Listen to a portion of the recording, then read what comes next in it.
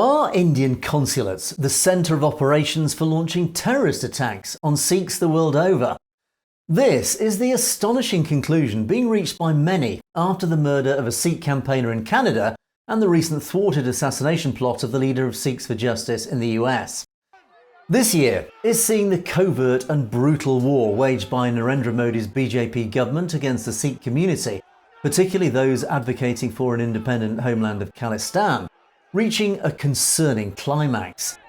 So active has this war been over the last year that secretive operations, clandestine murder plots, and the nefarious world of India's intelligence agencies has been unexpectedly exposed, lifting the lid on this mysterious underworld of covert and illegal operations in front of the public eye.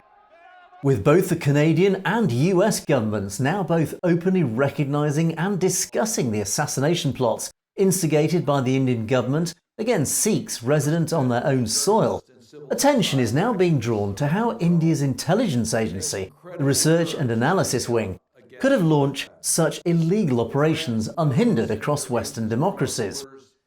The answer, it appears, is that the plots to eliminate India's political opponents across overseas territories were to be launched under the veil of diplomatic protection. Using the shelter of its diplomatic missions in the US, Canada and the UK, the Indian government has managed to mobilise its intelligence assets based in its consulates to plan, organise and execute the murder plots, fully aware of the diplomatic immunity the consular system would afford them, should things not go according to plan. So, as a result, after the murder of Hardeep Singh Nijjar, Justin Trudeau immediately expelled RAW's Canada's section chief. It was then subsequently revealed that earlier this year, India had been denied permission to replace RAW's station chief in Washington. The head of the RAW station in San Francisco was expelled from the US, presumably from advice by the CIA. And in the UK, RAW's second-in-command in London was expelled, after both MI5 and MI6 became increasingly concerned about RAW's interference in Sikh politics within the UK. So it has been a poorly kept secret within the intelligence community that RAW officers based out of Indian Consulates had been launching illegal operations on Western soil.